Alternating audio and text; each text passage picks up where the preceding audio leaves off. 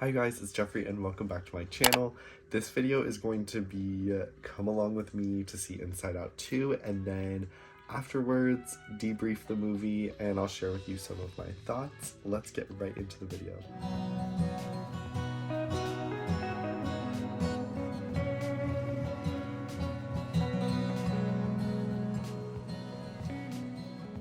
I am so excited to go see Inside Out 2 tonight. I remember when the first one came out, I was in 6th grade, I think. I was in middle school and I went in the summer whenever it came out. We did like a youth group night at the movie theater and I'm pretty sure I spent way too much time in the sun that day because I was feeling like so sick, like sun poisoning or something, but I still really wanted to go see the movie and so I felt horrible, but I still went to see the movie and then I remember it being really good. I loved it. And I remember one of my friends, she brought her best friend from school, and whenever they realized that the memories could be like more than one emotion, my friend's friend that she brought gasped and was like, "It's tie-dye." And then like it was so funny because like the theater was silent and then she said that. I could really go for some movie theater popcorn right now, so I'm so excited. I think my family and I always stop at like Target or something and get some snacks before going to the movie theater because it's just like so overpriced there. So we'll probably do that.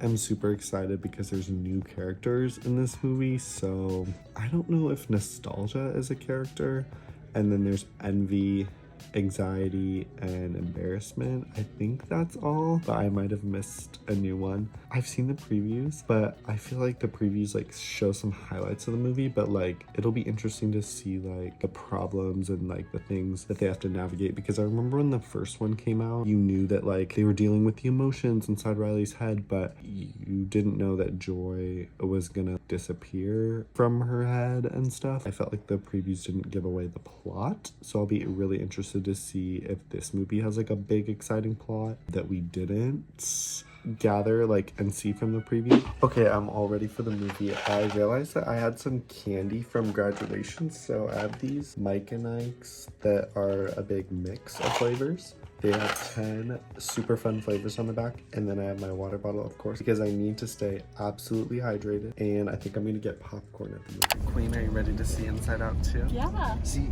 what they have. character are you most excited to see? You see how Anxiety. Because you might relate to her. the Mom, which character are you most excited to see? Joy, because I most relate to her. Okay. Dad, which character are you most excited to see if you know the characters? I don't know. I don't know any characters, but okay. Well, Anger's the right guy. That's what I was saying. Oh, did you get a haircut? Oh, thank you for noticing. I got it a couple of weeks ago. Oh, A couple nice weeks haircut. ago. I did not notice that. Oops, bad son right here.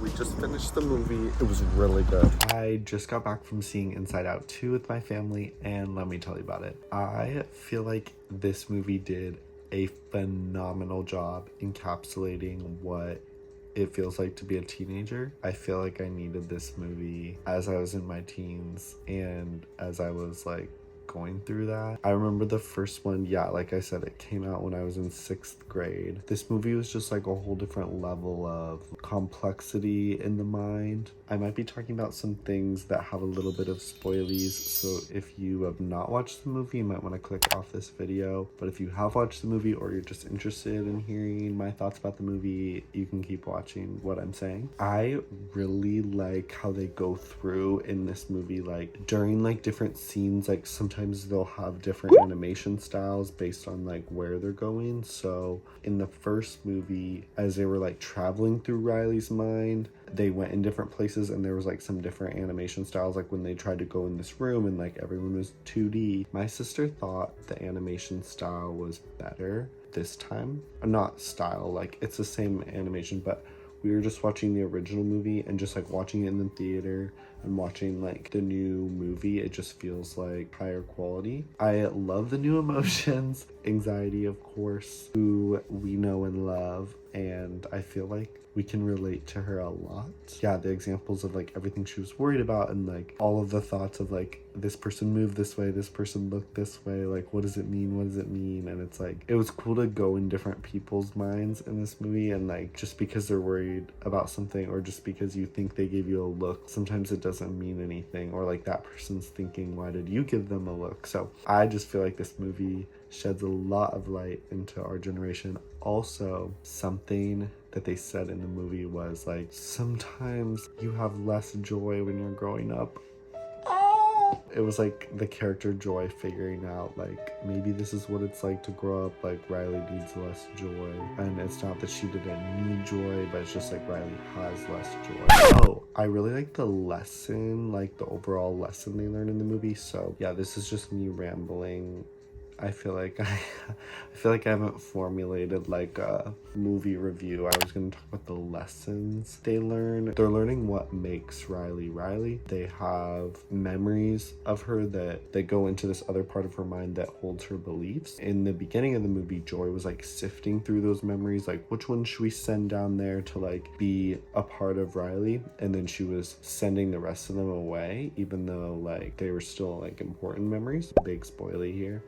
The way they get back is by releasing all of the memories that Joy had sent away and like flooding them back, and they rode like that flood of memories all the way back to the headquarters. The bottom of the headquarters is like where all of those memories went, and so like in the end they learned that Riley needs all those memories, and all those memories make up who she is. Riley is complex, like we are all complex, like we are kind, but we're also selfish, but we're also mean, but we're also jealous, but we're also angry. Like we have a lot of emotions, and they make up who we are, and they need to be appreciated. I really recommend this movie to anyone because it's one that I want to see again. Movies are super good when they make you think about yourself and when you can see yourself in them, and this is a movie that I could definitely see myself in. I do think that a lot of the like references and things in this movie would go over a lot of kids' heads, but I still feel like they might enjoy watching it. I do think though that it is aimed at like a little bit of an older audience, older than like 5, you know, but it doesn't mean that they can't still enjoy the movie. You guys, I am